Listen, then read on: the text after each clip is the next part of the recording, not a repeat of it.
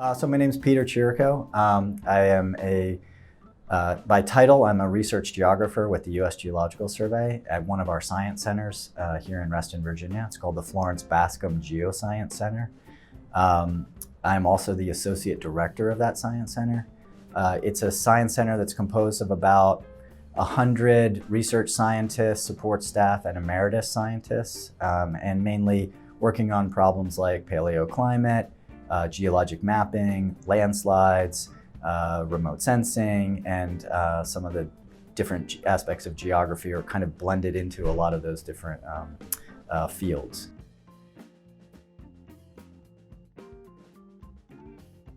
Sometimes when I tell people I've been at USGS for 23 years, especially young students or people I come into contact with, I think they think, wow, 22 years in one place, like what a kind of a stagnant career. And the reality is much different. And in fact, I've stayed at USGS because it's so dynamic and it's enabled me to do so many different things, be involved in different projects, learn different skills that I didn't have when I joined USGS, 23 years ago.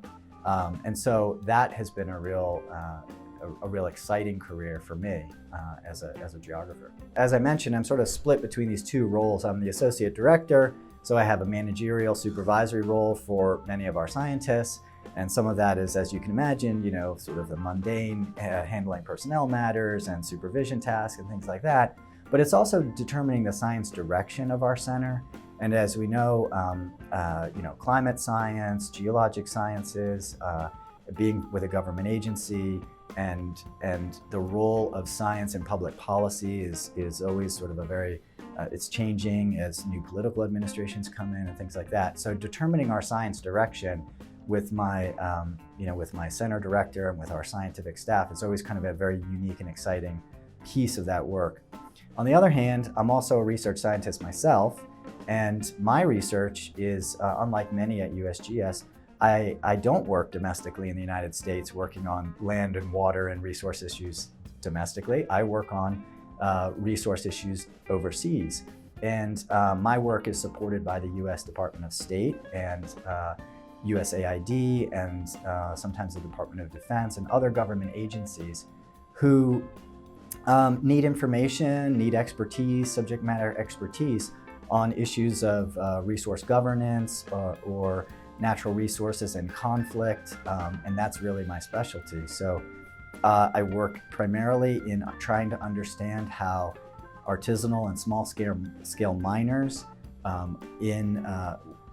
extract valuable commodities like gold and diamonds in areas of conflict or in crisis or significant emergency areas, and how those resources may contribute to funding conflict or terrorism or other resource governance issues.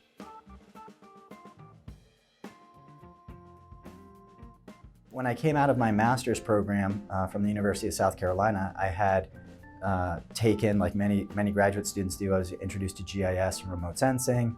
And when I began looking for a job after my master's program, it was at the time, I won't tell you when it was, it kind of dates myself, but it was at the time when GIS was really taking off in the private sector and government in many different fields. And so it was really a career path for me. I found a company that was really looking for GIS specialists. I worked for them for a couple of years, and then I got my job at USGS doing basic GIS work for other scientific projects, support work.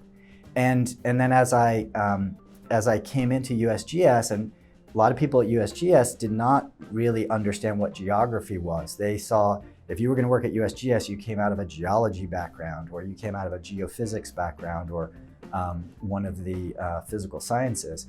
And so as they got to know me and got to understand, wow, this is an individual who can do, he can do GIS and remote sensing, but he also understands human environment issues. And that was really kind of how I started to develop the projects that I'm working on, working internationally with some of the international projects that I've been involved with over the years. It was really that blending of the technical skills as well as sort of the human environment issues that we frequently deal with.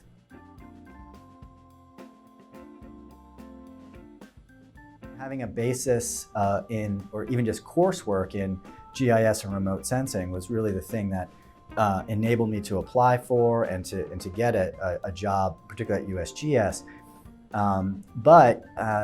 There were a wide variety of courses, the human geography courses, economic geography, all of those that kind of supported my ability to not just use GIS and remote sensing techniques to produce maps, but to really add this other element of, well, what are we looking at? You know, how are landscapes changing? Or, you know, understand the dynamic systems that we were studying. And so, being able to have a very broad background in a variety of different geographic fields, from physical geography to human geography to, you know, area studies, you know, like your classic, you know, geography of sub-Saharan Africa, or geography of the Northeast United States, or something like that. All of those things really helped prepare me in different ways for different projects as, you know, throughout my career.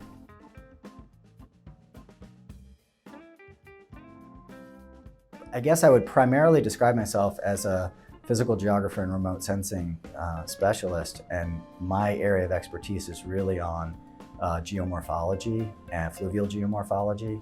So understanding fluvial river patterns, channel changes, alluvial sedimentation, floodplains. I mean, all of that that's really kind of the core, I guess, substantive knowledge. What I'm working on is understanding small-scale subsistence miners as they extract gold and diamonds from alluvial floodplains. And so really what we look at is the spatial relationship between the people who are living in these communities near these deposits and their relationship to, it's kind of fascinating because you have this very old geologic landscape that has created a deposit of diamonds in a floodplain. And there's a village that's located close to that, and the people have found diamonds or gold in that floodplain. And so now there's a mining site that's grown up around that.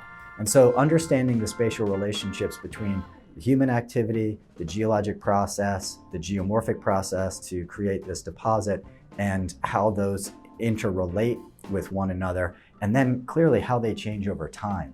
So we're very focused on the acquisition and the use of satellite imagery, but we're also building from that spatial databases that can help us answer questions over long periods of time, understand trends, understand you know, the changes that occur in sort of short time scales and long time scales.